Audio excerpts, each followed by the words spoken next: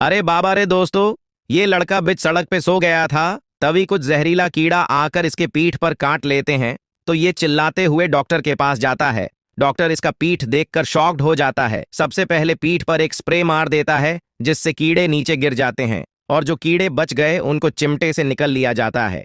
फिर एक इंजेक्शन लगाकर पीठ के ऊपर हिस्से को काट देते हैं। फिर लेजर लाइट पकाकर दवा लगा देते हैं। दोस्तों, ये लड़का ठीक होगा कि नहीं, ये जानने से पहले भोलेनाथ का नाम लेकर वीडियो को लाइक करें और चैनल को सब्सक्राइब जरूर करें। फाइनली ये लड़का ठीक हो जाता है।